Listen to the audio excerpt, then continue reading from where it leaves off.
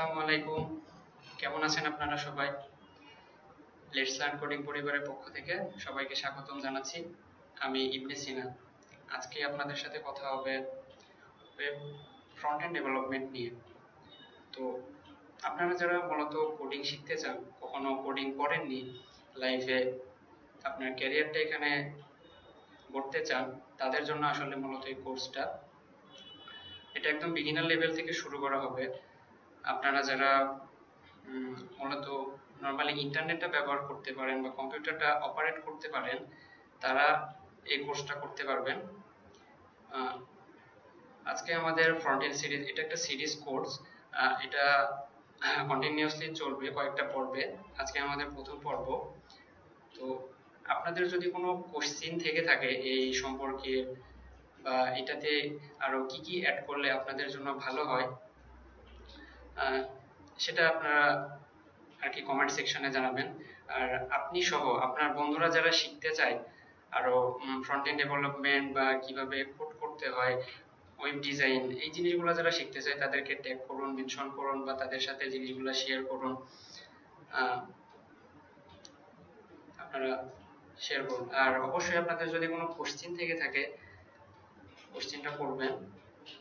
তো আমি শুরু করে দিই আমাদের মূল পর্বটা। তো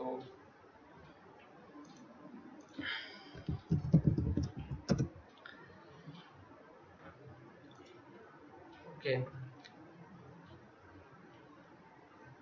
আচ্ছা,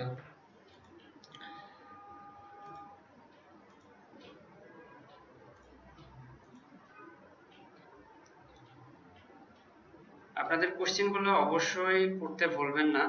আমি যথাসাধ্য চেষ্টা করব আপনাদের উত্তর দেওয়ার। ঠিক আছে। তো আসলে ফ্রন্ট এন্ড ফ্রন্ট এন্ড জিনিসটা আসলে কি? তিনটা জিনিসের কম্বিনেশন মূলত আমরা ধরতে পারি: HTML, CSS এবং জাভাস্ক্রিপ্ট। তো এই তিনটা জিনিস কিভাবে কাজ করে, যারা শুরু করতে চান তারা আসলে দ্বিধাদ্বন্দ্বে পড়ে যায় যে কোথা থেকে শুরু করব, কিভাবে শুরু করব, কোন টেকনোলজিগুলো আমাকে শিখতে হবে। আহ, এগুলো আসলে তারা পথ খুঁজে পায় না। তো আমি তাদেরকে সাহায্য করার জন্য এখানে আছি। আপনারা কিভাবে আপনাদের জার্নিটা শুরু করবেন, আমি টাইটেলটাও এরকম দিয়ে দিয়েছি যে journey to front end development. এটা একটা হিউজ সিস্টেম, এখানে অনেক জিনিস আছে। HTML, CSS, আপনি যদি ওয়েব নিয়ে কাজ করতে চান, হোক সেটা ফ্রন্ট এন্ড বা ব্যাক এন্ড, ফ্রন্ট এন্ড কি ব্যাক এন্ড কি সেটা নিয়ে আমরা পরে আলোচনা করব। আপনাকে HTML, CSS অবশ্যই জানতে হবে, এবং জাভাস্ক্রিপ্ট তো এখন সুপার পাওয়ারে চলে। আপনি যে সেকশনে কাজ করেন আপনাকে জাভাস্ক্রিপ্ট জানতেই হবে, এর কোনো বিকল্প নাই। তো তার আগে চলুন আমরা পরিচিত হই। আমি হচ্ছে Ibne Sina, let's learn coding web developer একজন।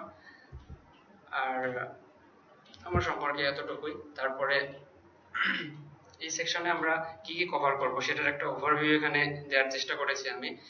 তো আমি আগেই বলেছি, আপনাদের যদি এখানে কোনো জিনিস কম মনে হয় বা আরো কিছু জানার থাকে আমাকে কমেন্ট সেকশনে জানাবেন, আমি সেটাতে অ্যাড করে দেব ইনশাআল্লাহ। তো ফার্স্টে আমি আলোচনা করতে চাই যে ইন্টারনেট এবং ওয়েব আসলে এই জিনিসটা কি।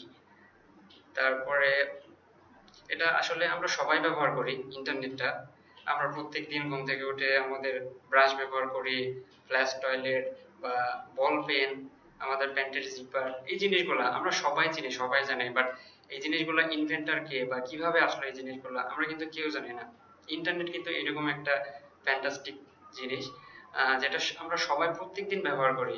আমরা ঘুম থেকে উঠে ফেসবুকে ঢুকে আমরা নোটিফিকেশন গুলো চেক করি বা আমাদের স্ট্যাটাস গুলো দেখি, এগুলো বা টুইটার ইউজ করি। এগুলো ইন্টারনেটে আমরা সবাই প্রতিদিন বিচরণ করি, কিন্তু আসলে ইন্টারনেটটা কিভাবে কাজ করে, বিহাইন্ড দ্য সিন কি কি চলে এর পিছনে, এর পরিপূরকটা কি, এটা নিয়ে আমরা আলোচনা করব একটা ব্রিফ। তারপরে ওয়েবটা আসলে কি, ওয়েবটা কিভাবে কাজ করে। ইন্টারনেট এবং ওয়েব দুইটা আসলে আমরা অল্টারনেট করে ব্যবহার করতে পারি, দুইটা মূলত পাশাপাশি জিনিস। তারপরে আমরা আলোচনা করব ডিজাইন, ওয়েব ডিজাইন এবং ওয়েব ডেভেলপ, দুইটার মধ্যে আসলে ডিফারেন্সটা কি। অনেকে কনফিউশনে পড়ে যান যে ওয়েব ডিজাইনার কি, ওয়েব ডেভেলপার কি, ফ্রন্ট এন্ড কি, ব্যাক এন্ড কি, সার্ভার সাইড কি, ক্লায়েন্ট সাইড কি। আমরা এই সবগুলো নিয়ে ডিটেলসে আলোচনা করব। এটা শোনার পর আশা করি আপনাদের আর কোনো সমস্যা থাকবে না যে আসলে ডিজাইন আর ডেভেলপমেন্ট নিয়ে। তারপরে আমরা HTML, সবকিছুর ফান্ডামেন্টাল আমাদের web browser at the end of the day HTML ছাড়া কিছুই বোঝে না। আমরা ওয়েব ডেভেলপার যারা ফ্রন্ট এন্ড বা ব্যাক এন্ড, আমরা সবসময় বেশিরভাগ সময় আমাদের দুইটা জিনিসে সময় কাটাই বেশি। একটা হচ্ছে কোড এডিটর বা IDE, এটা নিয়ে আমরা পরে আলোচনা করবো আসলে জিনিসটা কি, বা আমরা যেখানে কোড লিখি। আর একটা হচ্ছে ওয়েব ব্রাউজার। এই দুইটা ছাড়া আমরা ডেভেলপার বা কোডার বা প্রোগ্রামার যাই বলি, আমরা কিন্তু এই দুইটা জিনিস ছাড়া আসলে কল্পনা করতে পারি না দিন। তারপরে সেখানে আমি HTML এর ফাউন্ডেশন গুলো আলোচনা করব, যে কি জিনিসগুলো না থাকলে আসলে, বেসিক গুলা না থাকলে আমরা আসলে সামনের দিকে আগাতে পারবো না। তারপরে আমরা CSS এর বেসিক্স গুলো আলোচনা করব। তারপরে সেখানে CSS এর স্পেশাল যে জিনিসটা, CSS এর নাম এসেছে ক্যাসকেডিং স্টাইল শীট। এই ক্যাসকেডিং মানেটা কি, ইন্টারেস্টিং একটা টার্ম, এটা আমরা পরে আসবো। তো তারপরে আমরা CSS এর মডার্ন কিছু ফিচার আছে যেমন ফ্লেক্সবক্স, CSS গ্রিড, এই জিনিসগুলো নিয়ে ডিসকাস করব।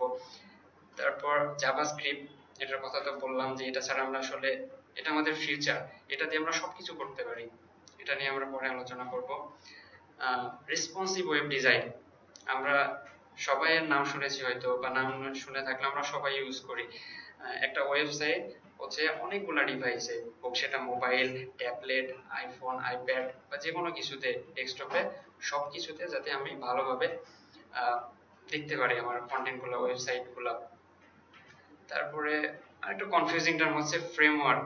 আসলে ফ্রন্ট এন্ডের ফ্রেমওয়ার্ক গুলো নিয়ে আমরা অনেকে কনফিউশনে থাকি যে আসলে ফ্রেমওয়ার্ক কোনটা ইউজ করব, আসলে আদৌ ইউজ করতে হয় কিনা, বা কি করব না করব, এগুলো নিয়ে আমরা এই সেকশনে আলোচনা করব।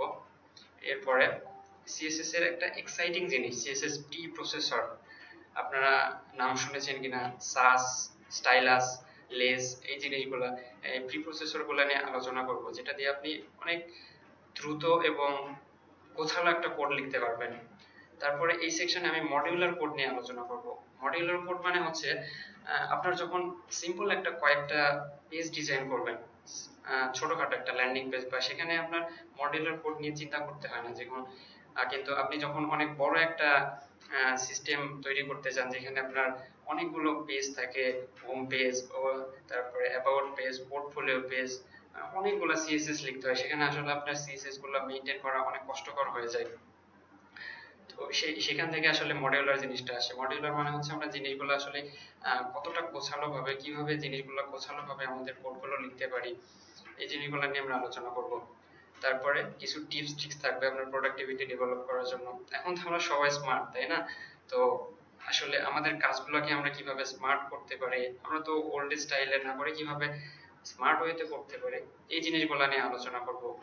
এবং আমাদের এই সিরিজ শেষে একটা প্রজেক্ট থাকবে, সেটা একদম কমপ্লিট প্রজেক্ট, একদম শুরু থেকে শেষ পর্যন্ত আপনি কিভাবে একটা প্রজেক্ট করবেন সেটা আমরা দেখাবো ইনশাআল্লাহ। এটা হচ্ছে জাস্ট একটা ওভারভিউ, এর মধ্যে আরো অনেক জিনিস আসবে, এটা শেষ না।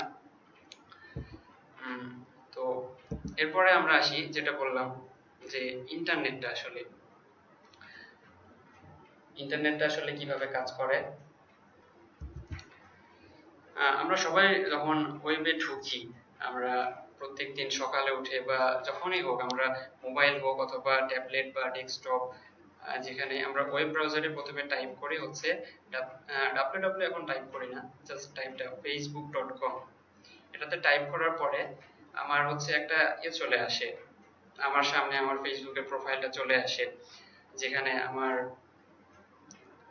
একপাশে আমার যত ইনফরমেশন গুলো আছে, আমার ফ্রেন্ডদের সাথে ট্যাগ করা ছবি, আমার প্রোফাইলের ইনফরমেশন গুলা, আসলে সব জিনিসগুলা চলে আসে। কিন্তু আসলে আমি ক্লিক করার সাথে সাথে জিনিসগুলো চলে আসছে, এটা তো আসলে ম্যাজিক না, এটা বিহাইন্ড দ্য সিন একটা কিছু তো ঘটছে। তো সেটা আসলে কি, এটা আমরা দেখব। তো আমি এখানে কিছু শব্দ লিখেছি, যে HTTP, domain, hosting, IP address, আসলে এই জিনিসগুলো কি। তো আপনারা একটা ইমেজ দেখতে পাচ্ছেন আশা করি স্ক্রিনে, সেখানে একজন টাইপ করছে কম্পিউটারে, সেটা একটা রিকোয়েস্ট আছে একটা সার্ভারে। সার্ভার হচ্ছে যে একটা স্পেশাল টাইপ অফ কম্পিউটার, আমাদের কম্পিউটারের মতনই, সেটা একটা কম্পিউটার, বাট ওটা স্পেশাল টাইপ অফ কম্পিউটার। ওটার কাজ হচ্ছে শুধু আমাদের সার্ভ করা, এই সার্ভ করা থেকে সার্ভার শব্দটা এসেছে, যে আমি যখন কোনো একটা রিকোয়েস্ট করব আমার কম্পিউটার থেকে বা আমার মোবাইলের ওয়েব ব্রাউজার থেকে, সেটা হচ্ছে HTTP রিকোয়েস্ট হিসেবে যেয়ে সার্ভারে চলে যাবে, সেখান থেকে আমার ডাটাগুলো আমার কাছে রেসপন্স হিসেবে ফেরত আসবে। এটাই হচ্ছে মূলত সাধারণ কথায় বলতে গেলে ইন্টারনেটের মেকানিজম। তো আপনারা হয়তো অনেকেই ডোমেইন হোস্টিং এর নামটা শুনে থাকবেন। ডোমেইনটা হচ্ছে একটা নাম শুধু আমি নিয়ে নিলাম, যে google.com বা facebook.com বা youtube.com, এটা হচ্ছে ডোমেইন। আর হোস্টিংটা হচ্ছে আমার, আমি যে এই যে ফেসবুকে ঢোকার পরে আমার ছবিগুলো চলে আসলো, প্রোফাইল পিকচার, আমার কভার ফটো, তারপরে হচ্ছে আমার যাবতীয় যেই ছবিগুলা বা ভিডিওগুলা যাই হোক সবকিছু চলে আসলো। এগুলো কোথায় থাকে? আমি যখন ফেসবুকে ঢুকি তখন দেখতে পাই, আবার যখন বের হয়ে আসি তখন এই জিনিসগুলো আসলে থাকে কোথায়? এটা থাকে হচ্ছে ওয়েব সার্ভারে। আমি একটু আগে বললাম যে সার্ভার হচ্ছে স্পেশাল টাইপ অফ কম্পিউটার। এটা একটা সাধারণ ভাষায় আপনারা হার্ড ড্রাইভ চিন্তা করতে পারেন, কিন্তু এটা তার চাইতে আরো বেশি কিছু কাজ করে। তো এটা হচ্ছে আসলে হোস্টিং, সহজ কথায় বলতে গেলে। এখানে কিছু স্পেস থাকে। আপনাকে ইন্টারনেটে যদি আপনার কিছু রাখতে চান, সেখানে আপনাকে এই দুইটা জিনিসই নিতে হবে, ডোমেইন এবং হোস্টিং। এটা দিয়ে আপনি আপনার ইন্টারনেটের একটা ইয়ে রাজত্ব নিতে পারবেন। হ্যাঁ, তাহলে আইপি অ্যাড্রেসটা আসলে কি? ডোমেইনটা আসলে এসছে পরে, আইপি অ্যাড্রেসটা আগে ছিল। আমি যে হিউম্যান ল্যাঙ্গুয়েজে টাইপ করছি google.com, আসলে google.com এর সাথে এর একটা স্পেসিফিক আইপি অ্যাড্রেস আছে। তো আমি যখন এখানে google.com টাইপ করি ব্রাউজারে, সেটা হচ্ছে আইপি অ্যাড্রেসের সাথে কানেক্ট করার চেষ্টা করে। সেখানে ডিএনএস বলে একটা জিনিস থাকে, সিস্টেম থাকে, ডোমেইন নেম সার্ভার। তো সেটা আইপি অ্যাড্রেসের সাথে কানেক্ট করা থাকে। তো ডোমেইনটা আইপি অ্যাড্রেসের সাথে কানেক্ট করে খুঁজে বের করে আসলে কোন আইপি অ্যাড্রেসে, আইপি অ্যাড্রেস দিয়ে আমি স্পেসিফিক সার্ভারকে চিনতে পারি আর কি। তো আমি যখন ডোমেইনটা টাইপ করি তখন আইপি অ্যাড্রেস সেই স্পেসিফিক সার্ভারে, যেই ডোমেইনটা আমি টাইপ করেছি, যেই সার্ভারের কাছে আমি রিকোয়েস্টটা চাই, সেই প্রোফাইলটা চলে এসছে আর কি। তো যেমন আমি যখন আমার প্রোফাইলে ঢুকি ফেসবুকে, তখন কিন্তু আমার ইনফরমেশন গুলাই আসে, অন্য কারো ইনফরমেশন গুলো আসে না। এটা আসলে ফেসবুক বুঝে কিভাবে? এটা হচ্ছে আইপি অ্যাড্রেসের মাধ্যমে। এটা স্পেসিফিক একটা সিস্টেম করা আছে যে এই আইপি অ্যাড্রেসে বা এই সার্ভারে এই ইনফরমেশন গুলো আছে। যখন ওয়েব ব্রাউজার তোমার কাছে এই অ্যাড্রেসটা দেয়া হবে, তুমি তখন এই ইনফরমেশন গুলো তার কাছে তুমি প্রোভাইড করবে। এভাবে তাকে বলা থাকে, ইনস্ট্রাকশন দেয়া থাকে। তো এরপরে আমরা একটু ভিজুয়ালি দেখি জিনিসগুলো আসলে কিভাবে কাজ করছে। তো আমি আমার ব্রাউজারে যাই, ব্রাউজারে যে আমি টাইপ করব google.com, এখানে টাইপ করব, তার আগে আমরা একটা জিনিস দেখতে চাই যে আমাদের ডেভেলপার টুল, এটা একটা ডেভেলপারদের জন্য খুবই প্রয়োজনীয় একটা জিনিস। এটা ছাড়া আমরা আসলে চলতে পারি না। এটা কিভাবে চালু করবেন? আপনার মাউসের রাইট ক্লিক করলে এখানে ইনস্পেক্ট করলে একটা অপশন পাবেন। আমি পার্সোনালি সবসময় কিবোর্ড শর্টকাট ইউজ করি। এখানে আপনি দেখতে পাবেন সাইডে দেয়া আছে যে কন্ট্রোল শিফট আই। তো আপনি এখানে ক্লিক করলেও এটা পাবেন, অথবা আপনার কিবোর্ডে কন্ট্রোল শিফট আই টাইপ করলেও এই জিনিসটা চলে আসবে। আর যারা ম্যাক ইউজ করেন তারা হচ্ছে কমান্ড শিফট আই দিলে চলে আসবে। তো আমি যখন এই ইন্টারনেটের মেকানিজমটা দেখতে চাই যদি, তাহলে আমাকে নেটওয়ার্ক ট্যাবে যেতে হবে। এখানে অনেকগুলো ট্যাব আছে, এলিমেন্ট, কনসোল, সোর্স, এগুলো বিস্তারিত সব আমি পরে আলোচনা করব। আপাতত ইন্টারনেটের মেকানিজমটা দেখার জন্য আমি নেটওয়ার্ক ট্যাবে যাব। এরপর আমি আমার ব্রাউজারে টাইপ করব google.com, টাইপ করে আমি ইন্টার দিলাম। এখন কি ঘটছে আপনি এখানে দেখতে পাচ্ছেন যে আমি আরেকটু বড় করে দিই ডেভেলপার টুলটা, সাইটটা লোড হচ্ছে।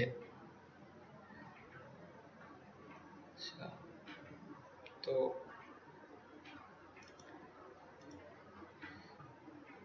আপনি এখানে অনেকগুলো জিনিস দেখতে পাচ্ছেন, সাইটটা লোড হচ্ছে এখানে। ওকে,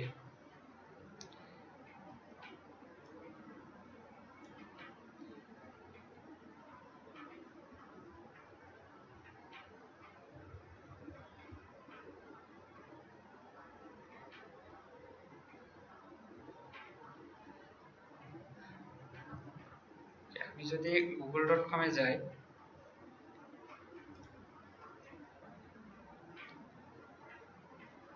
তো আপনারা দেখতে পাচ্ছেন এখানে একটা স্ট্যাটাসে 200 এসছে।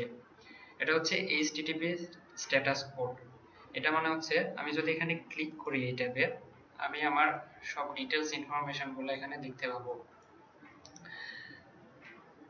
আসলে এই জিনিসগুলো আপনাকে যে জানতেই হবে এমন না, তবে আপনি যদি ওয়েব ডেভেলপার হন তাহলে সেই ক্ষেত্রে আপনাকে এই জিনিসগুলা জানা আপনার জন্য খুব ভালো।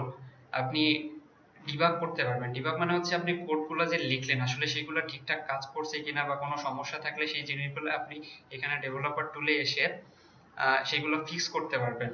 আমি google.com এ ঢোকার পরে আমি অনেকগুলো ইনফরমেশন পেয়েছি এখানে, যেখানে রিকোয়েস্ট ইউআরএল মানে হচ্ছে আমি যেই সাইটটাকে রিকোয়েস্ট করেছি। এখানে মেথড হচ্ছে গেট। এখানে অনেকগুলো মেথড আছে, এইগুলো ব্যাকএন্ডের বিষয়, আমি এগুলো এখন আলোচনা করব না। গেট, পোস্ট, পুট, ব্যাচ, এগুলো অনেক জিনিস আছে। এখানে দেখতে পাচ্ছেন আপনারা স্ট্যাটাস কোড 200। তো আসলে স্ট্যাটাস কোডটা HTTP এর অনেক স্ট্যাটাস কোড আছে। আমি যদি আপনাদের দেখাই যে HTTP স্ট্যাটাস কোড মানে কি, 200 মানে হচ্ছে সাকসেস। আমরা মাঝে মাঝে যখন কোনো ওয়েবসাইটে ঢুকি মাঝে মাঝে দেখি যে 404 এরর। এটা হচ্ছে HTTP এর একটা স্ট্যাটাস কোড। কোডটার মানে কি আপনারা যদি দেখতে চান, আরো বিস্তারিত জানতে চান, এই ইউআরএল এ গেলে আপনারা দেখতে পাবেন HTTP স্ট্যাটাসেস। এখানে আপনি ডিটেইলস আলোচনা করা আছে। এখানে যদি আমাদের বিষয়টা দেখি, 2 সাকসেস মানে 200, এটা হলো ওকে আছে। আর আমি যেটা বললাম যে 404 নট ফাউন্ড, এগুলো আমাদের আসলে আলোচনার বিষয় না। আমি আগেও বলেছি যে আপনি যদি ভালো একজন ডেভেলপার হতে চান বা ডিজাইনার যেটাই হন, ওয়েব নিয়ে কাজ করতে গেলে আপনাকে এই শব্দগুলোর সাথে আসলে পরিচিত হওয়া আপনার জন্যই ভালো। তো এটা হচ্ছে HTTP রিকোয়েস্ট। তো এখানে আরো ইনফরমেশন আছে, আপনারা চাইলে সেগুলো দেখতে পারেন।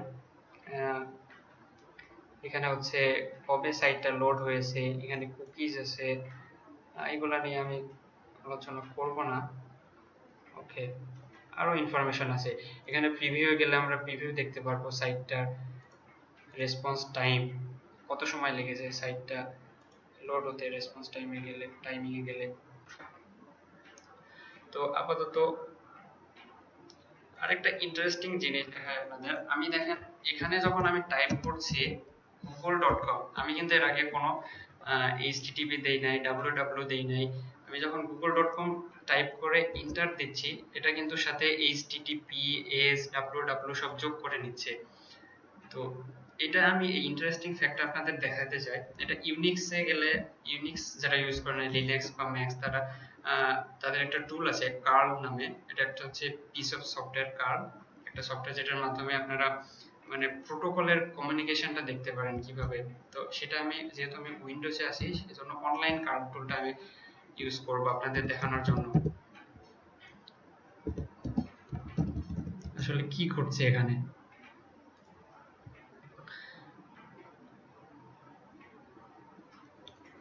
এই সাইটটা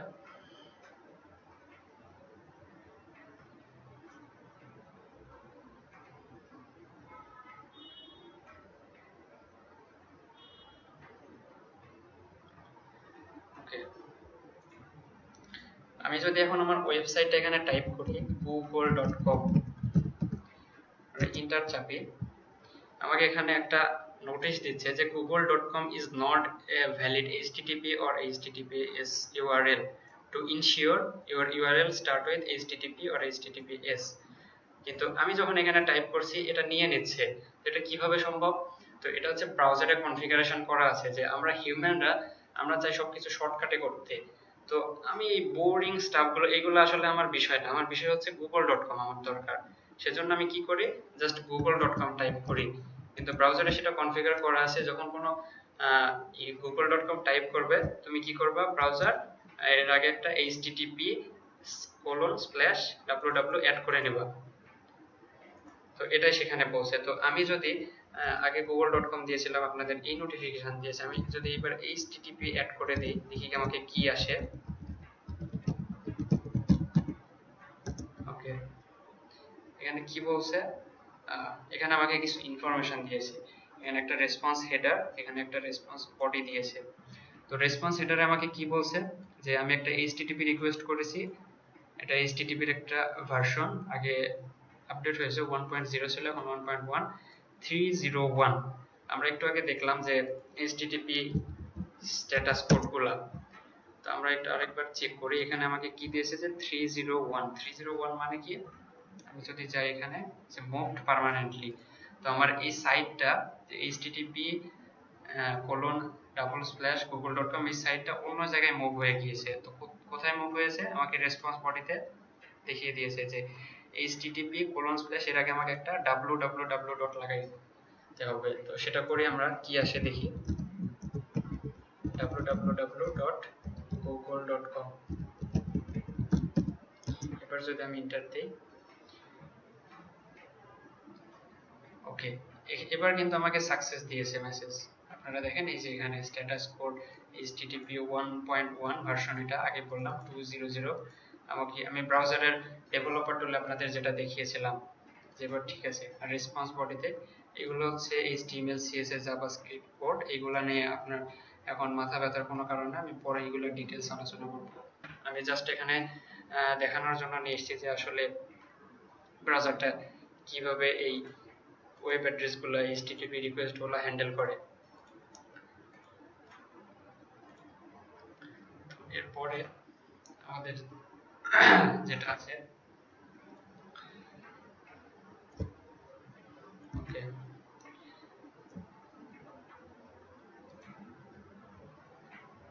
ওয়েব ডিজাইন এবং ওয়েব ডেভেলপমেন্ট। তো আসলে ওয়েব ডিজাইন আর ওয়েব ডেভেলপমেন্ট এটা নিয়ে সবাই দ্বিধাদ্বন্দ্বে পড়ে যায়, যে যখন ওয়েবে ক্যারিয়ার করতে যায় সবাই আসলে চিন্তা করে আমি ডিজাইনার হব না আমি ডেভেলপার হব। তো আসুন আমরা এটা মিলে ডিকোড করি আসলে ডিজাইন কি এবং ডেভেলপমেন্ট কি। আপনারা ওয়েব ডিজাইন মানে হচ্ছে যারা মেইনলি HTML CSS এবং জাভাস্ক্রিপ্ট নিয়ে কাজ করে, আর এটা আমরা আরেক ভাষায় ফ্রন্ট এন্ড ডেভেলপমেন্ট বলতে পারি। আরেকটা আছে আমাদের হচ্ছে ব্যাক এন্ড ডেভেলপমেন্ট। সেটা কি, ব্যাক এন্ডের কিছু ল্যাঙ্গুয়েজ আছে যে PHP, পাইথন, রুবি, এই তিনটা মূলত পপুলার ল্যাঙ্গুয়েজ। আরো আমরা জাভাস্ক্রিপ্টের নোড.js ইউজ করতে পারি ব্যাক এন্ডে। তো আমি প্রথমে আসি ডিজাইন সেকশনটা নিয়ে। ডিজাইন সেকশনটা মধ্যে মূলত অনেক জিনিসই চলে আসে, কিন্তু আমি এখানে আপনার মূলত ডিজাইনিং বলতে কোড করা দেখাবো। আপনি একটা ডিজাইন থেকে কিভাবে একটা ওয়েবসাইটে ই করবেন, কনভার্ট করবেন, আমি সেটা মূলত দেখাবো। তো পরে আমি যদি আসি ডিজাইনটা আসলে কি। ডিজাইন মানে আমরা বারবার আমি ফেসবুকের কথা বলছি এই জন্য যে আমরা সবাই ফেসবুকটা ইউজ করি, এই ওয়েবসাইটের সাথে আমরা সবাই ব্যবহার করে অভ্যস্ত। তো এই জিনিসটা দিয়ে আমি আপনাদের এক্সাম্পল দেওয়ার চেষ্টা করছি বারবার।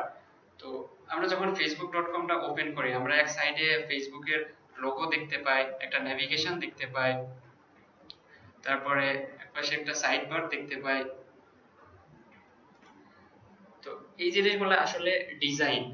তো কোথায় কি থাকবে, কোন জায়গাতে, কোথায় উপরে একটা ওয়েবসাইটের অনেকগুলো অংশ থাকে, একটা হেডার থাকে, একটা সাইড বার থাকে, একটা মেইন কন্টেন্ট থাকে, একটা ফুটার থাকে। তো এইগুলা একটা ওয়েবসাইটের ডিজাইনের পার্ট। তো ডিজাইন মানে শুধু লুকিংস না, এটা আসলে ফাংশনাল হতে হবে। আমি একটা ডিজাইন করলাম, ওয়েবসাইট আসলে কোনো কাজের না, তাহলে তো সেটা হলো না। আমি একটা ডিজাইন করলাম, এখানে অনেকগুলো ব্যাপার থাকে ডিজাইনের মধ্যে। UX, UI. ইউএক্স হচ্ছে ইউজার এক্সপিরিয়েন্স, ইউআই হচ্ছে ইউজার ইন্টারফেস।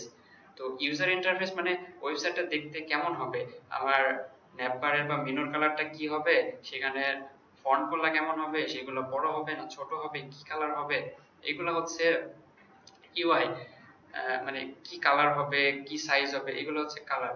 আর ইউএক্স হচ্ছে ইউজার এক্সপিরিয়েন্স। আমি একটা সিস্টেম তৈরি করলাম, সেটা ইউজার ফ্রেন্ডলি কিনা, আসলে ইউজারটা ঠিকমতো ব্যবহার করতে পারছে কিনা, সেটা হচ্ছে ইউএক্স। তো ওই জিনিসগুলো নিয়ে আসলে আমি আলোচনা করব না।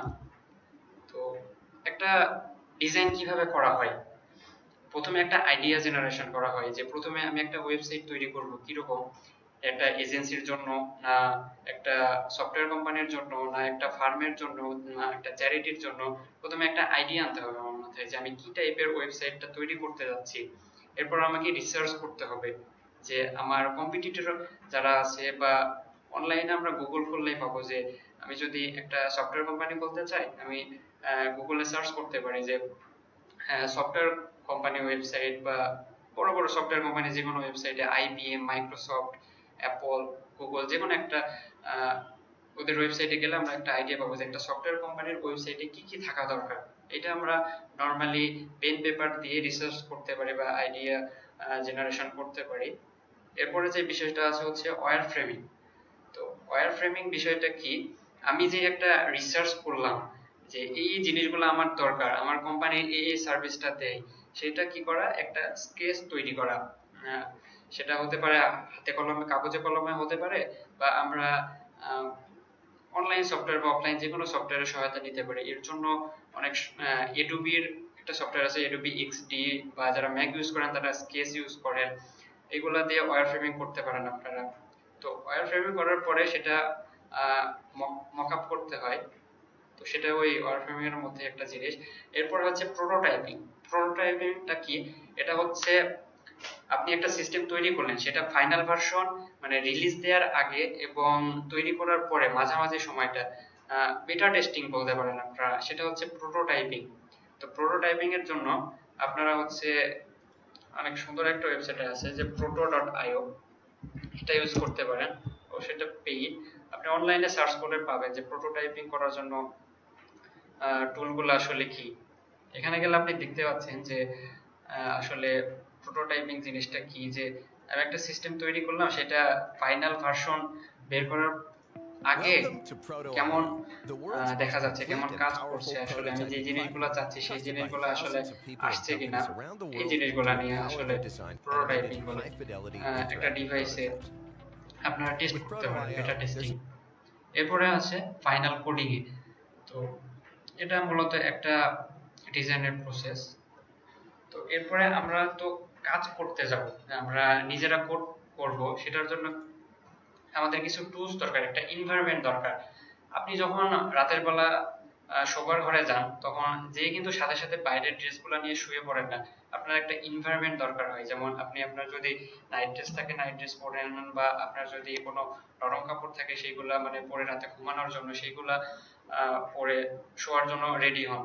তো তারপরে লাইটটা অফ করে দেন, এরকম আর কি। একটা এনভায়রনমেন্ট লাগে প্রত্যেকটা জিনিসের। আপনি যদি রান্না করতে যান, সেই ক্ষেত্রে আপনার একটা রান্নাঘরের এনভায়রনমেন্ট আছে। তো আমরা যদি কোড করতে চাই, সেই জন্য আমাদের একটা এনভায়রনমেন্ট দরকার। সেটার জন্য আমাদের কতগুলা জিনিস দরকার, একটা কোড এডিটর বা আইডি যেটাতে আমরা কোড লিখবো, আমাদের একটা ব্রাউজার দরকার, আরো কিছু টুলস দরকার, ফটোশপ, ভার্সন কন্ট্রোল সিস্টেম, এগুলা আমাদের দরকার। তো এগুলা কিভাবে সেট আপ করবেন আমি এই সিরিজের শেষে আর কি, আজকের পার্ট 1 এর শেষে দেখাবো টুল গুলা কিভাবে সেট আপ করবেন। তো এরপরে আমরা আসি HTML। আমি আজকে প্রথমেই বলেছি যে সব জিনিসগুলো আমি পুরো সিরিজে যে জিনিসগুলো নিয়ে আলোচনা করব আজকে, সেটার একটা ওভারভিউ দেওয়ার চেষ্টা করছি আপনাদের সামনে। এটা আসলে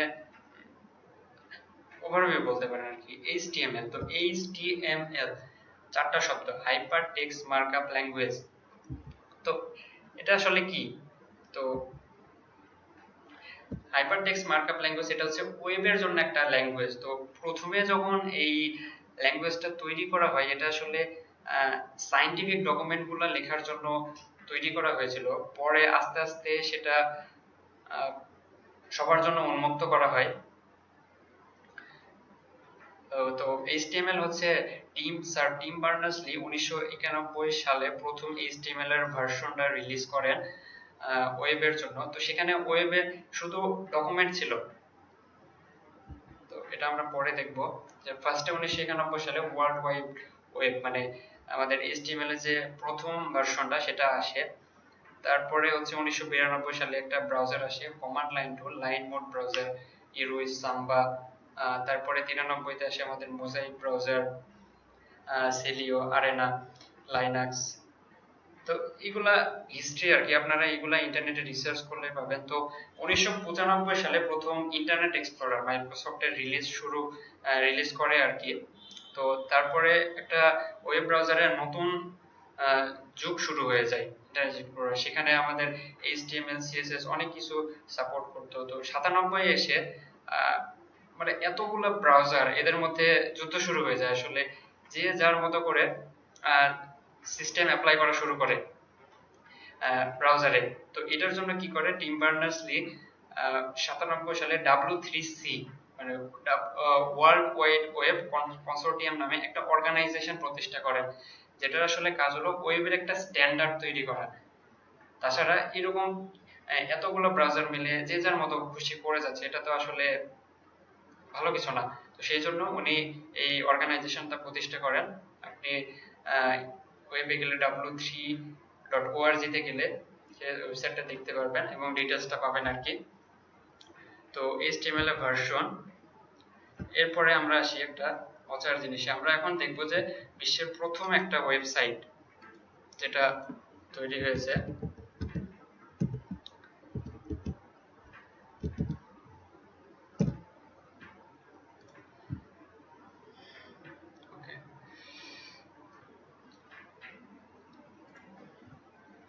এটা হচ্ছে আমাদের বিশ্বের প্রথম ওয়েবসাইট। দেখতে খুব একটা সুন্দর না, তাই না? শুধু ডকুমেন্ট। এখানে কিছু জিনিস আছে। এটা হচ্ছে প্রথম ওয়েবসাইট। আমরা যদি এখানে যাই, এখানে কিছু লিস্ট আছে, ব্রাউজ দ্য ফার্স্ট ওয়েবসাইট। এখানে এটা হচ্ছে আমাদের ফার্স্ট ওয়েবসাইট, জাস্ট শুধু ডকুমেন্ট। আমি আগেই বলেছি যে ওয়েবসাইট আসলে শুরু হয়েছিল আসলে ডকুমেন্ট গুলো ইয়ে করার জন্য,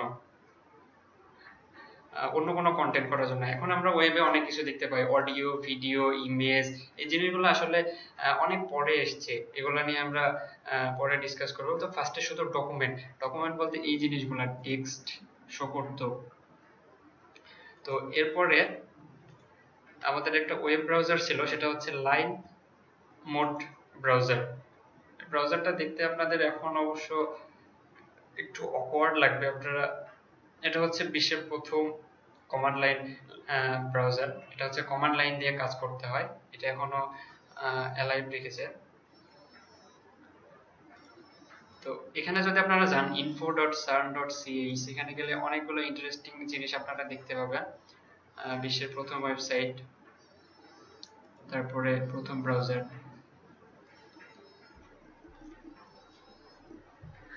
তো আসি HTML।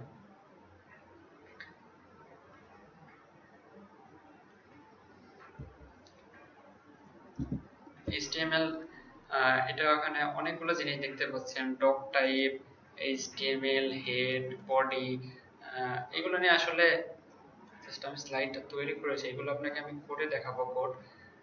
এরপর আসে CSS এর কিছু আমরা হিস্ট্রি সম্পর্কে জানি, ক্যাসকেডিং স্টাইল শিট। ক্যাসকেডিং মানেটা আসলে কি, এটা এই মুহূর্তে আপনাদের বললে হয়তো মাথার উপর দিয়ে যাবে, তাই আমি একটু পরে এটা নিয়ে আলোচনা করব যখন আমরা CSS নিয়ে শিখবো আর কি। CSS টা প্রথম প্রস্তাব করা হয় 1994 সালে অক্টোবর 10 W3C তে। CSS এর সিনট্যাক্স গুলো দেখতে এরকম। এরপরে আসে হচ্ছে ওয়েব ডিজাইনের সবচাইতে ইম্পর্টেন্ট পার্ট হচ্ছে টাইপোগ্রাফি। টাইপোগ্রাফি মানে হচ্ছে আপনাকে টেক্সট, মেইনলি টেক্সট নিয়ে কাজ করা। আপনারা দেখবেন যে টেক্সটটা আমরা অনেকভাবে লিখতে পারি। নর্মালি যারা আমরা ছোটবেলায় লেখা শিখেছি তারা নর্মালি কার্সিভ লিখেছি বা এমনি অনেক টাইপের আর কি লেখা যায়। টাইপোগ্রাফি জিনিসটা আসলে অনেক কমপ্লেক্স, এক কথায় প্রকাশ করা আসলে সম্ভব না। করে আমি দেখাবো আপনাদের, এগুলো জাস্ট আপনারা মাথায় নিয়ে রাখেন যে এই জিনিসগুলো সামনে আসবে। টাইপোগ্রাফিতে আসলে কি কি জিনিসগুলো আপনার ইউজ করা উচিত, এখানে কিছু স্পেসিফিকেশন দেওয়ার চেষ্টা করেছি আমি। এরপরে আসছে জাভাস্ক্রিপ্ট।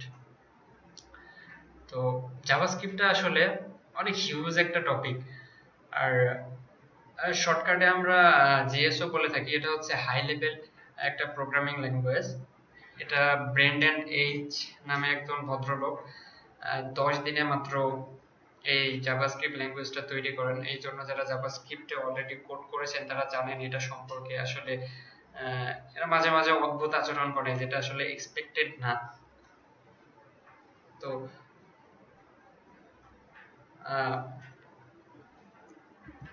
অদ্ভুত একটা জিনিস আচরণ। তো যারা জাভাস্ক্রিপ্ট দিয়ে তাদের প্রোগ্রামিং লাইফটা শুরু করেন তারা আসলে তাদের কাছে জিনিসগুলো কিছু মনে হয় না, কিন্তু যারা অন্য প্রোগ্রামিং ল্যাঙ্গুয়েজ থেকে আসেন, যেমন ওল্ড টাইপের সি বা সি শার্প এই টাইপের ল্যাঙ্গুয়েজ থেকে যারা আসেন, তারা আসলে এখানে এসে স্ট্রিক্ট টাইপ যারা, তারা এখানে এসে কনফিউশনে পড়ে যান এই জিনিসগুলো নিয়ে।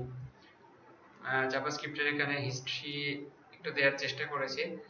বাই দ্য ওয়ে, আপনারা যদি স্লাইডটা আবার দেখতে চান, আপনারা slide.com/ebnsin এ, যেটা আমার নামের স্পেলিং, এই নামটা দিলে সরাসরি আপনারা স্লাইডটা পেয়ে যাবেন।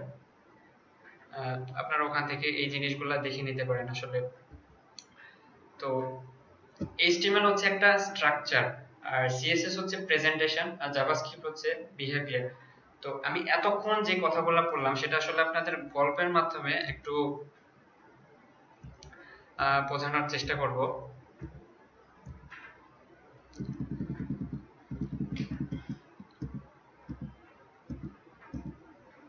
ওকে, সেটার জন্য এই পেজটা আমাদের দরকার। তো আপনারা সবাই বাড়ি বানানোটা তো সবাই দেখেছেন আশা করি। তো বাড়িটা বানাই কিভাবে? আসলে আমরা প্রথমে আমাদের বাড়ি বানানোর জন্য কতগুলো জিনিস লাগে, যেমন ইট, সিমেন্ট, বালি, এই জিনিসগুলো লাগে। তো আমি যখন একটা ওয়েব পেজ তৈরি করতে যাব, এরকম আমার কিছু কম্পোনেন্ট লাগে। এটা একটা রেসিপির মতো, আমার কিছু ইনগ্রেডিয়েন্টস লাগবে। আপনি বাড়ি তৈরি করা বলেন বা আপনার রান্না করা বলেন, আপনার কিছু উপকরণ লাগবে। তো আপনারা ওয়েবসাইট তৈরি করা বা ওয়েব ডিজাইন করা, আপনাকে এই জিনিসগুলোর সাথে আসলে কম্পেয়ার করতে পারেন যে একটা বাড়ি তৈরি করার মতো। একটা বাড়ির স্ট্রাকচার, আমি যখন শুধু ইট দিয়ে বাড়িটা তৈরি করি, সেটা হচ্ছে আমার HTML। এরপরে যখন আমি সেটাতে কিছু কালার করি, প্লাস্টার করে, অনেক ডিজাইনের, ইন্টেরিয়র ডিজাইন, অনেক কিছু করে থাকি, এগুলো হচ্ছে আমার স্টাইলিং। আসলে এইগুলো না দিলেও আমার চলে, কিন্তু এইগুলো দিলে আরো সুন্দর দেখা যায়। তারপর বাড়িটা তৈরি করার পরে আমি ওখানে খাটে ঘুমাই, আমার বাড়িতে ঘড়ি আছে, সেই ঘড়িগুলো চলে। ফাংশনাল যে কাজগুলা, আমি গোসল করতে পারি, আমার ট্যাপ থেকে পানি পড়ে, ফাংশনাল যে জিনিসগুলো কথা, এগুলো হচ্ছে জাভাস্ক্রিপ্ট। এইভাবে আপনারা চিন্তা করতে পারেন আসলে রিয়েল লাইফ এক্সাম্পল দিয়ে।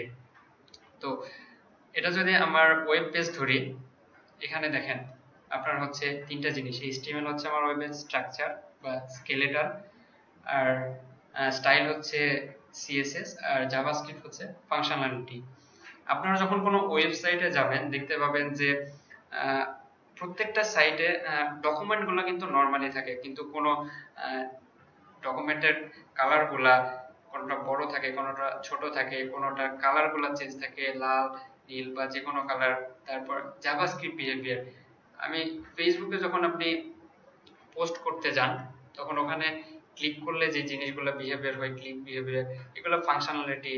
বা আপনি কোনো কিছু লেখার পরে যখন হোয়াটস অন ইউর মাইন্ড যে এটা আছে লেখার বক্সটা, ওখানে আপনি ক্লিক করেন, সাথে সাথে কিন্তু পোস্ট করার অপশনটা পাবেন না।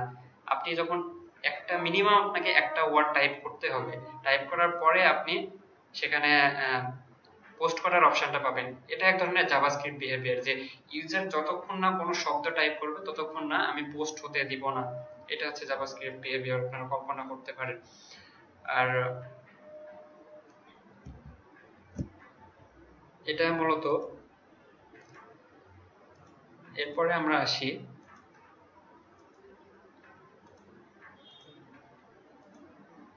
আমাদের আরেকটা এক্সাইটিং পার্ট হচ্ছে রেসপন্সিভ ওয়েব ডিজাইন। তো এটা কি? আমি যখন কোনো ওয়েবসাইট তৈরি করব, সেটা প্রত্যেকটা ডিভাইসে, হোক সেটা ডেস্কটপ, হোক ল্যাপটপ, হোক হচ্ছে ট্যাব, হোক মোবাইল, প্রত্যেকটা ডিভাইসে আমার কন্টেন্টগুলো রেসপন্ড করা লাগবে। এখান থেকে রেসপন্সিভ ডিজাইনটা এসেছে। ইথান মার্কট নামে এক ভদ্রলোক, ইনি সর্বপ্রথম বিংশ শতাব্দীর দিকে এই রেসপন্সিভ ওয়েব ডিজাইন শব্দটা প্রবর্তন করেন। শুরুর দিকে যখন HTML টা প্রথম তৈরি হয় 1991 বা 90 এর দশকে, তখন আসলে ওয়েব ব্রাউজার গুলা, মোবাইল ব্রাউজার গুলা টেক্সট ছাড়া কিছুই বুঝতো না। তো সেখানে আসলে রেসপন্সিভ এর জিনিসগুলা অতটা ভ্যালু করতো না। তো পরে যখন ওয়েবে আস্তে আস্তে ফ্ল্যাশ আসলো, তারপরে HTML ভিডিও আসলো, অডিও আসলো, ইমেজ আসলো, এই জিনিসগুলো যখন সাপোর্ট করা শুরু করলো তখন থেকে আসলে আমাদের রেসপন্সিভ করা শুরু করলো, মানে জিনিসটা আমাদের প্রয়োজন পড়লো আর কি। তা আপনি দেখবেন যে টু 2017 অ্যান্ড বিয়ন্ড এরপরে যদি আপনি কোনো ওয়েবসাইট তৈরি করেন, আসলে রেসপন্সিভ ছাড়া আপনি ওয়েবসাইট কল্পনাও করতে পারেন না। আপনি যদি কোনো একটা ওয়েবসাইট করেন যেটা আসলে শুধু ডেস্কটপে দেখা যায়, আমি যদি মোবাইলে দেখতে চাই বা ট্যাবে দেখতে চাই, সেখানে দেখা যায় না, বা দেখা যায় না বলতে দেখা যায় জিনিসগুলো আমাকে স্ক্রল করতে হয়, জুম করে দেখতে হয়, পিন টাচ করে, এগুলো আসলে অনেক উইয়ার্ড লাগে, বোরিং লাগে জিনিসগুলা। তো এইগুলোর জন্য আসলে আমাদের রেসপন্সিভ ওয়েব ডিজাইনটা এসছে। ওকে, রেসপন্সিভ এই জিনিসগুলো আসলে শোনার পরে আপনার এরকম একটা ফিলিং হতে পারে, সমস্যা নাই। আমরা পরে এটা নিয়ে প্র্যাকটিক্যালি যখন আলোচনা করব জিনিসটা আরো ইজি হবে, কারণ থিওরির চাইতে প্র্যাকটিক্যাল জিনিসটা আরো অনেক ইজি, অনেক অনেক অনেক ইজি। আমার সাথেই থাকুন। তো আপনারা যারা ফ্রন্ট এন্ড নিয়ে কাজ করেছেন বা করেননি, নর্মালি যারা টুকটাক কাজ করেছেন তারা ফ্রেমওয়ার্ক গুলোর নাম জানেন। যেমন বুটস্ট্র্যাপের নাম শুনে এমন কোনো মানে ওয়েব নিয়ে কাজ করেছে এরকম কেউ নাই। এরপরে আছে Tailwind, Bulma, Foundation, Materialize, Semantic UI, অনেক জিনিস আছে। তো এইগুলো আসলে আপনার কি আসলে ইউজ করা দরকার, বা কেন ইউজ করবেন, এই জিনিসগুলো আসলে কি, এগুলা নিয়ে আমরা পরবর্তীতে আলোচনা করব। এরপরে ফ্রন্ট এন্ড বলতে শুধু আপনার সিএসএস বোঝায় না, জাভাস্ক্রিপ্ট বোঝায়। এখানে আমি তো নর্মালি জাভাস্ক্রিপ্ট লিখতে পারি, তাহলে আমার ফ্রেমওয়ার্কে কি দরকার? অ্যাঙ্গুলার, ভিউ, রিয়েক্ট, আরো অনেক আছে যেগুলো পপুলার না, এই তিনটা বেশি মোস্ট পপুলার ফ্রেমওয়ার্ক আছে। আসলে আমি কোনটা ইউজ করব, কেন ইউজ করব, এইগুলা জানার জন্য আমার সাথেই থাকবেন। এরপরে আমি বলেছি যে আপনার কোডগুলো গোছালো করার জন্য, মডিউলার কোড লেখার জন্য আপনার আরো কিছু টুল দরকার, যেমন নোড, এনপিএম, সাস, কাল্ক, ওয়েবপ্যাক। এই টুলগুলো ইউজ করে আপনি কিভাবে আপনার কোডগুলো আরো মডিউলার করতে পারবেন, এই জিনিসগুলো নিয়ে আমি আলোচনা করব। তো এরপরে আসি। তো এতক্ষণ যা শিখলাম আশা করি বুঝতে পেরেছেন, বা আপনাদের যদি কোনো কোনো কিছুতে বুঝতে সমস্যা হয় বা মাথার উপর দিয়ে যায়, তো কমেন্ট সেকশনে কমেন্ট করুন, আমি উত্তর দেওয়ার চেষ্টা করব ইনশাআল্লাহ। তো এরপরে আমরা আমাদের হচ্ছে একটু পরে আমাদের ডেভ এনভায়রনমেন্টটা সেট আপ করবো, আমাদের কোড এডিটর, ব্রাউজার আসলে কিভাবে আমাদের কাজ করার উপযোগী হয়, এগুলো নিয়ে আলোচনা করব। ওকে, আমি একটু কমেন্ট সেকশনটা দেখি।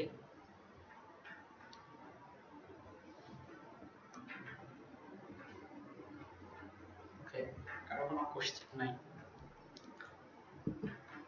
তো এখন আমি আপনাদের দেখাবো যে আপনি কিভাবে আপনার একটা ডেভেলপমেন্ট এনভায়রনমেন্ট সেট আপ করবেন, যেখানে আমি আগেও বললাম যে আমরা ইচ্ছা করলে একটা আমাদের উইন্ডোজের যে ডিফল্ট ইয়েটা আছে সেটাতে আমরা লিখতে পারি, যেটা নোটপ্যাড আমরা যেটা ওপেন করি, এটা ডিফল্ট ভাবে ওপেন হবে হচ্ছে নোটপ্যাডে। এটাতে আমরা কোড লিখতে পারি, কিন্তু আমরা কেন কোড এডিটর ইউজ করব? দেখেন আমরা দিন দিন স্মার্ট হয়ে যাচ্ছে, আমরা যদি ওল্ড জিনিসগুলো নিয়ে পড়ে থাকি, আমি এখানে আমার কোড লিখতে পারি, এটা কোনো ফ্যাক্ট না, কিন্তু আমাদের আরো স্মার্ট হতে হবে, আরো যাতে যাতে দ্রুত কোড লিখতে পারি, আরো ইন্টেলিজেন্ট কোড লিখতে পারি, তার জন্য আমাদের একটা কোড এডিটর দরকার। তো আমি তার আগে আমি বলবো যে আপনারা যারা উইন্ডোজ ইউজ করেন ডিফল্ট ভাবে ইনস্টল, তারপরে একটা ভিউয়ে গিয়ে এখানে এক্সটেনশন থাকে প্রত্যেকটা ফাইলে। দেখেন আমি আমার এটা যদি আমি টিক চিহ্ন তুলে দিই, ডিফল্ট ভাবে টিক চিহ্ন তুলে দেওয়া থাকে, আমি যদি এখানে একটা আমাদের আজকের একটা ডিরেক্টরি তৈরি করি যে llc live 1 আজকের, তো এখানে যদি আমি একটা ফাইল তৈরি করি, ধরেন আমি একটা টেক্সট ফাইল তৈরি করলাম, ফাইলের নাম দিলাম, আচ্ছা ফাইলের নাম ইন্ট্রো। এখানে কিন্তু কোনো ফাইলের আমি কোনো এক্সটেনশন দেখতে পাচ্ছি না, এটা কি টেক্সট ফাইল? আমি এখানে মাউস ধরলে দেখতে পাচ্ছি যে এখানে টেক্সট ডকুমেন্ট লেখা আছে, কিন্তু নরমালি আমি দেখতে পাই না। তো এটা দেখার জন্য আমাকে ভিউতে গিয়ে ফাইল নেম এক্সটেনশন এখানে চেক বক্সে দিলে আমি যেখানে এক্সটেনশন দেখতে পাচ্ছি। এটা অনেকের কাছে মনে হতে পারে যে এই জিনিসগুলো আসলে কি দরকার। আমি শুরুতে বলেছি যে এই কোর্সটা আসলে বিগিনারদের জন্য, আপনারা যারা একদম শুরু থেকে শুরু করতে পারেন, এটার জন্য আমি একেবারে জিরো থেকে শুরু করার চেষ্টা করেছি। তো আমরা নর্মালি যারা ইউজ মানে ওয়েব ডেভেলপমেন্ট করি না, এমনিতে নর্মালি জানি যে প্রত্যেকটা নর্মালি কয়েকটা ফরম্যাট গুলা, এক্সটেনশন গুলা, যেমন আমরা যারা ভিডিওর ফরম্যাট হচ্ছে MP4, তারপরে অডিওর ফরম্যাট হচ্ছে MP3, তারপরে OGG, MP4 এর আরো ফরম্যাট হয় MKV, FLV, এরকম অনেক ফরম্যাট হয়। তো আমাদের HTML এর হচ্ছে ফরম্যাটটা হবে HTML বা HTM, কোথাও দেখে থাকবেন আপনি মাঝে মাঝে। তো আমি যদি এটাকে HTML ফাইল হিসেবে ইয়ে করতে চাই, আমি একটা ফাইলের নাম দিলাম ইনডেক্স। এটা জাস্ট একটা কনভেনশন, আপনি যে কোনো কিছু দিতে পারেন। .html এটা দিলাম। এখানে আমার ক্রোম ব্রাউজারের লোগোটা শো করেছে, কারণটা হচ্ছে আমি ডিফল্ট ভাবে HTML ফাইলটা ক্রোম ব্যবহার করি, সেই জন্য শো করেছে। এটা আপনারা এখানে গিয়ে সিলেক্ট করে নিতে পারেন, আপনারা ক্রোম, ফায়ারফক্স যেটা ব্যবহার করেন সেটা দিয়ে নিতে পারেন। তো আমি HTML ফাইল লিখবো না, প্রথমে আমি টেক্সট ডকুমেন্ট দিয়ে শুরু করতে চাই। আমি যদি এখানে টেক্সট ডকুমেন্ট একটা ওপেন করি, এখানে যদি ইনডেক্স নাম দিই, এটা আমি যদি টেক্সট এডিটরে ওপেন করি, আমি যদি এখানে হ্যালো লিখি, লিখে এটা যদি সেভ করি, আমার ব্রাউজারে ওপেন করি, এটা আমি যদি ব্রাউজারে ওপেন করতে চাই, ওই ফাইলটা আমি ড্র্যাগ করে নিয়ে সেখানে ছেড়ে দিতে পারি, বা আমি Ctrl+O চাপলে আমার একটা ওপেন করার মেনু আসবে। এখানে যে ওকে,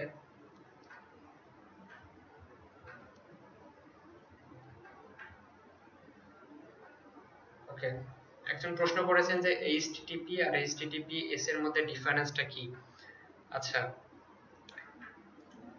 HTTP আর HTTP এর মধ্যে ডিফারেন্সটা হচ্ছে, HTTP হলো নরমালি এটা কোনো সিকিউর না। আমি যখন HTTP এটা টাইপ করি, আমি একটা ওয়েবসাইট টাইপ করি যেটাতে HTTP ইউজ করে না,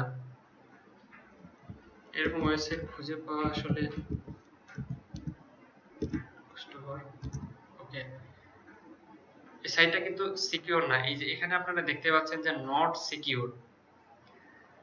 তো এই সাইটটাকে সিকিউর করার জন্য আমাকে কিছু কনফিগারেশন করতে হয়, যেটা আমি যদি সিকিউর আর নট সিকিউর, আসলে এই দুইটা জিনিসই বোঝায় HTTP আর HTTPS দিয়ে। এটা আসলে বেশি কমপ্লেক্স কিছু না। আপনি যদি কোনো হোস্টিং সার্ভিস ব্যবহার করেন, যদি রিসেলার হোস্টিং হন, মানে আপনার কারো কাছ থেকে কিনেছেন, তাদের সাথে যোগাযোগ করলে তারা আপনাকে এটা সেট আপ করে দিবে, বা আপনি যদি সার্ভার সম্পর্কে আরো ডিটেলস জেনে থাকেন, আপনি নিজেই এগুলো কনফিগার করে নিতে পারেন। সিকিউর আর নট সিকিউর এই দুইটার মূলত ডিফারেন্স। আসলে এটা আমাদের জানার মানে অতটা গুরুত্বপূর্ণ না। আমি জিনিসগুলো অ্যাড করেছি আপনারা যাতে একটা আইডিয়া থাকে যে ইন্টারনেটটা আসলে কিভাবে কাজ করে। তো আমরা যেটা করছিলাম সেখানে যাই, যে আমি ব্রাউজারে যে Ctrl+O তে গেলে একটা ফাইল ওপেন করার অপশন আসবে, সেখানে আমার ফাইলটা রেখেছি ডেস্কটপে। আমি যদি আমার ডিরেক্টরিতে ঢুকি, এই ফাইলটা ওপেন করি, আমি কিন্তু এখানে হ্যালো দেখতে পাচ্ছি, কিন্তু এখানে কোনো HTML কোড নাই। আমি আগে থেকে জানি যে এটা HTML কোড নাই এখানে, কিন্তু আমি যদি আগে থেকে না জানি আমি কিভাবে দেখব? আমি যদি ব্রাউজারে এখানে রাইট ক্লিক করি, আমি এখানে দেখতে পারবো একটা অপশন আছে যে ইন্সপেক্টের উপরে ভিউ পেজ সোর্স, বা Ctrl+U যদি আমি টাইপ করি, তাহলে প্রত্যেকটা পেজে আমি সোর্স দেখতে পাবো, মানে HTML কোডগুলো বা CSS, জাভাস্ক্রিপ্ট। এখানে দেখেন শুধু হ্যালো লেখা আছে, এটা কোনো HTML কোড নাই, কারণ এটা একটা টেক্সট ফাইল। তো আমি HTML কোডগুলো লিখবো কিভাবে? তার আগে আমি এটা ক্লোজ করে দিই, এটা ডিলিট করে দিয়ে আমি একটা HTML ফাইল তৈরি করি। আপনাদের একটু আগে দেখিয়েছি যে কিভাবে একটা HTML ফাইল তৈরি করবেন। ইনডেক্স, হ্যালো, আপনার নাম আপনি যা খুশি তাই নাম দেন। ইনডেক্স এটা একটা জাস্ট কনভেনশন, সবাই ফলো করে, এই জন্য ইনডেক্স দিই। এটার অবশ্য আরেকটা কারণ আছে, এটা পরে বলবো আমি। HTML ফাইলের নাম। তো আমি সাবলাইম টেক্সট ইউজ করি। আপনারা কোড এডিটরগুলো ডাউনলোড করবেন কোথা থেকে? প্রত্যেকটা ওয়েবসাইট আছে, যে সাবলাইম টেক্সট লিখে যদি আপনি সার্চ দেন, আপনার চলে আসবে সাবলাইম টেক্সটের ওয়েবসাইট sublimetext.com, অথবা ভিএস কোড মাইক্রোসফটের এই পর্যন্ত আমার মনে হয় সবচাইতে বেস্ট প্রোডাক্ট হচ্ছে ভিএস কোড। আমি এই দুইটা কোড এডিটর ইউজ করি, সাবলাইম এবং ভিএস কোড। তো সাবলাইমটা অনেক লাইট ওয়েট। আপনি এখানে sublimetext.com এ গেলে এখানে আপনি যেই অপারেটিং সিস্টেম ইউজ করেন, উইন্ডোজ, লিনাক্স, ম্যাক, এখানে ডিফল্ট ভাবে আপনার ওরা শো করে দিবে যে আমি উইন্ডোজ ইউজ করছি, সেজন্য এখানে দেখিয়ে দিয়েছে যে ডাউনলোড ফর উইন্ডোজ।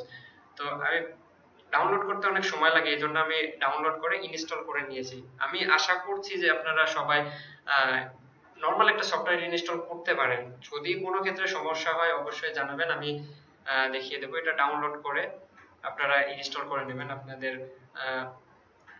কম্পিউটারে, অথবা আপনারা যারা ভিএস কোড ইউজ করতে চান তারা এটা এখান থেকে ডাউনলোড করে নিতে পারেন। আরেকটা আছে অ্যাটম, আপনারা এটা ইউজ করতে পারেন। আর আইডি নিয়ে আমি এখন কথা বলবো না, কারণ আইডিটা আপাতত এখন দরকার নেই। আপনি সাবলাইম টেক্সট, ভিএস কোড বা অ্যাটম, এই তিনটার যে কোনো একটা আপনার যেটা ভালো লাগে। কোড এডিটর আসলে ফ্যাশনের মতো, এটা অ্যাটম ভালো, ভিজুয়াল স্টুডিও কোড ভালো না, কি সাবলাইম ভালো, কি অ্যাটম ভালো না, এরকম কিছু না। এটা একটা ফ্যাশনের মতো। আপনি পার্সোনালি যেটা পছন্দ করেন, কেউ দেখেন টি শার্ট পরতে পছন্দ করে, কেউ সবসময় শার্ট পরতে পছন্দ করে, কেউ পাঞ্জাবি, এক একজনের এক এক পছন্দ আছে। এটা এরকমই, কোড এডিটর খারাপ ভালো নাই, এটা একটা টেস্টের মতো আর কি। তো আমার কাছে ভিএস কোড এবং সাবলাইম টেক্সট এটা বেশি ভালো লাগে। অ্যাটম আপনারা ইউজ করতে পারেন, করলে আপনাদের প্রিফারেন্স। তো ডাউনলোড করে ইনস্টল করার পরে আপনারা আমি সাবলাইম টেক্সটটা ওপেন করছি, আমার ইনস্টল করা হয়েছে।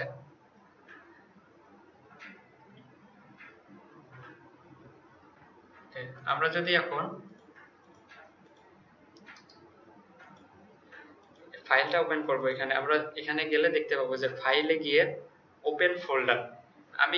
আপনারা একটু আগে দেখেছেন যে ডেস্কটপে আমি একটা ফোল্ডার তৈরি করেছি LLC Live 01 নামে। তো আমি সেই ফোল্ডারটা এখন ওপেন করব। তো সেটার জন্য আমি ফাইলে গিয়ে ওপেন ফোল্ডারে গিয়ে, এটা আছে আমার ডেস্কটপে, আমি ডেস্কটপে গেলাম, এই ফাইলটা আমি ওপেন করলাম এখানে। তো দেখেন এটার ভিতরে আমার যে ইন্ডেক্স যে HTML ফাইলটা ছিল সেটা এখানে শো করেছে। তো এখন আমি HTML কোড লিখব। তো আমি একটু আগে দেখিয়েছি যে আমি যদি এখানে শুধু হ্যালো লিখি, এটা আসলে কোনো ওকে, আমি আবার ফাইলটা একটু ওপেন করি, HTML ফাইলটা। আমি যদি সোর্সটা দেখি, আপনাদের মনে আছে কন্ট্রোল ইউ চাপলে, অথবা এখানে যে আপনি যদি ভিউ সোর্সে যান তাহলে দেখতে পাবেন। তো এখানে কোনো HTML কোড নেই, এটা জাস্ট একটা টেক্সট। তো এটা আমি HTML এখন কনভার্ট করব কিভাবে? তো এটার জন্য আপনাকে লিখতে হবে একটা লেস, এই সাইনটা, তারপরে একটা প্রশ্নবোধক চিহ্ন, এক্সক্লেমেশন সাইন, তারপরে ডক টাইপ। ভয় পাওয়ার কোনো কারণ নাই।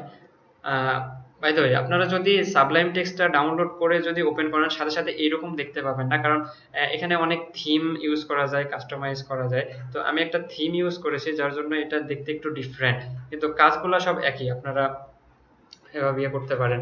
তো আমি এগুলো লিখি, তারপরে আপনাকে প্রত্যেকটা লাইন আমি বুঝিয়ে দেবো যে কোনটার মানে কি, চিন্তার কোনো কারণ নেই। তো আমি একটু টাইপ করি।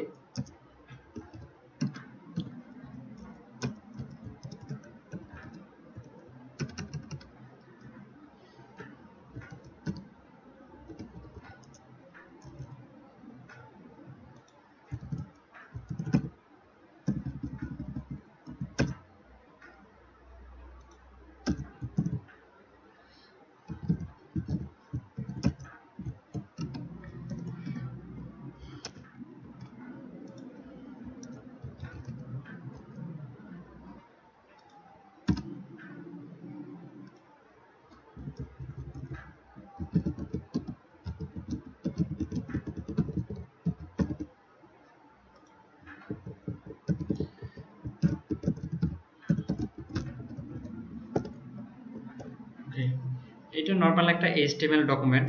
আমি প্রত্যেকটা লাইনে আপনাকে বুঝিয়ে দিচ্ছি যে কোনটার মানে আসলে কি।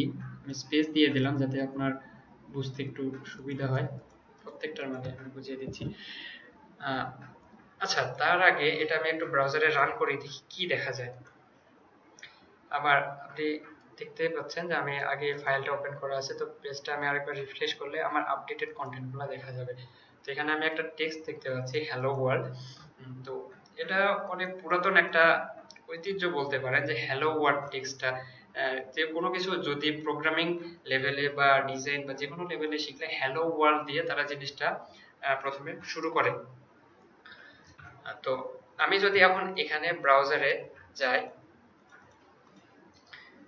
ভিউ সোর্সে যাই, আমি কিন্তু আমার সোর্স ফাইলগুলো এখানে দেখতে পাচ্ছি। তো আমি এটা আপনাদের একটু ডিসক্রাইব করি আসলে এখানে ডক টাইপ কেন লিখলাম, এখানে HTML, lag, in, head, body, এগুলো আসলে কি, এগুলো এই জিনিসগুলো কি দরকার আমার লেখার, আমি এত কিছু লিখলাম কিন্তু শুধু আমার এই জিনিসটা শো করলো। আচ্ছা, তো আমরা এলে ডিকোড করি এটা। প্রথমে ডক টাইপ হচ্ছে ডকুমেন্ট টাইপ। HTML এর ভার্সন আছে। HTML যখন সর্বপ্রথম রিলিজ হয় সেটা হচ্ছে ভার্সন 1 ছিল, তখন অনেক বড় একটা লিখতে হতো। HTML এর স্ট্রিক্ট ভার্সন আছে, ফ্লেক্সিবল ভার্সন আছে। এবং এগুলো হচ্ছে এক একটা ট্যাগ। আপনি যদি স্ট্রিক্ট ভার্সন এখানে ইউজ করেন তাহলে আপনি এই ট্যাগগুলা এখানে, আমি যদি এটা ছাড়াও করি, এটা হচ্ছে ওপেনিং ট্যাগ আর ক্লোজিং ট্যাগ।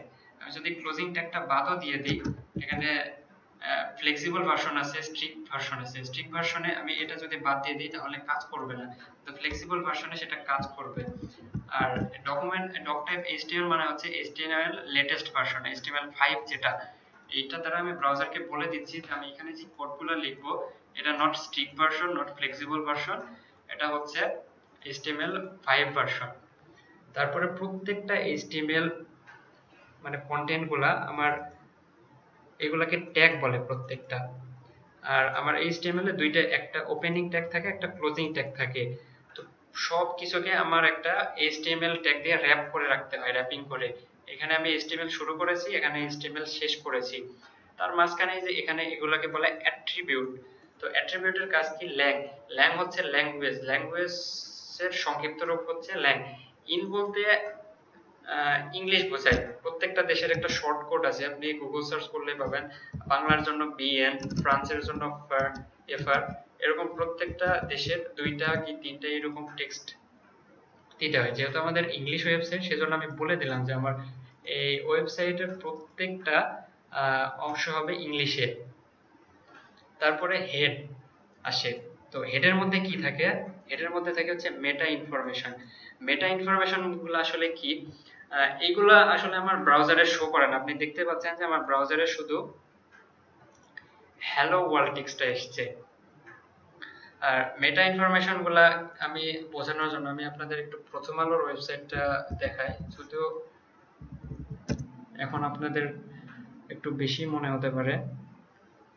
এটা আসলে SEO পারপাজে, আমি যখন সার্চ করছি সার্চ ইঞ্জিন গুলা যাতে তাড়াতাড়ি পেয়ে যায় এটার জন্য কিছু ইনফরমেশন থাকে। আমি প্রথম আলো পেজে অ্যাক্সেস করার পরে আমি যদি এটার পেজের সোর্সটা দেখতে চাই, এই সেটটা আসলে কিভাবে তৈরি করা হয়েছে,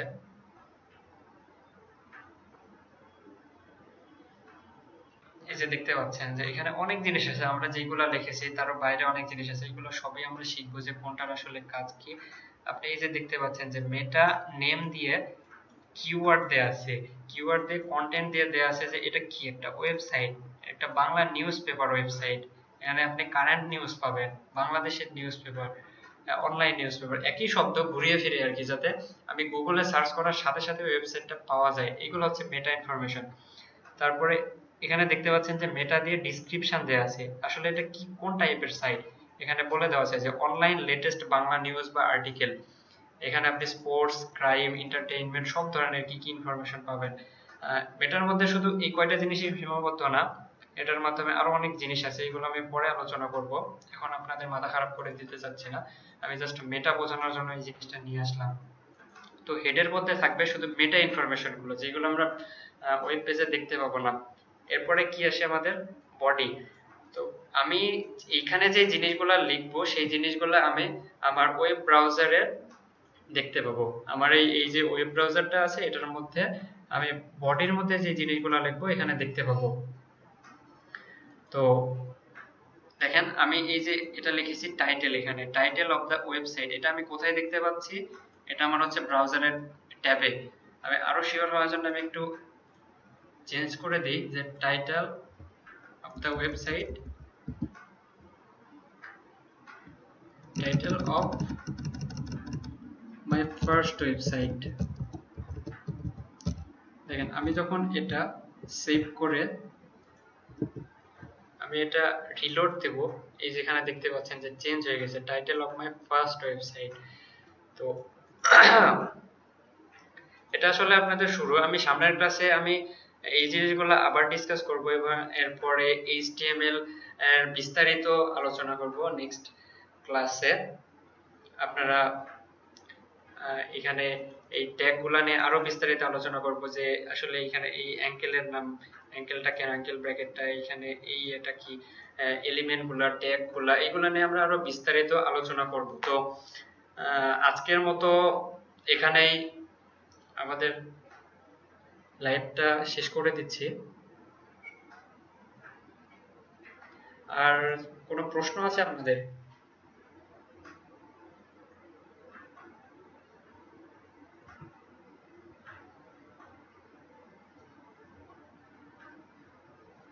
ওকে, একজন প্রশ্ন করেছেন যে কোড রান করার জন্য মোজিলা ফায়ারফক্স ভালো না ক্রোম ভালো? আর ডেভেলপমেন্টের কথা চিন্তা করলে আপনি যদি স্ট্যাটিস্টিক দেখেন সেখানে ক্রোমের ইউজারটা বেশি, এবং এটা ডেভেলপমেন্ট টুলটা হচ্ছে ডেভ টুল যেটা সংক্ষেপে আমরা বলি, এটা অনেক পাওয়ারফুল আর কি ফায়ারফক্সের চেয়ে। আমি বলছি না ওটা খারাপ, আপনার ডেভেলপমেন্টের জন্য ক্রোম বেস্ট এক কথায়। তবে আপনার যদি ভালো না লেগে থাকে গুগলকে, আপনি ফায়ারফক্স ইউজ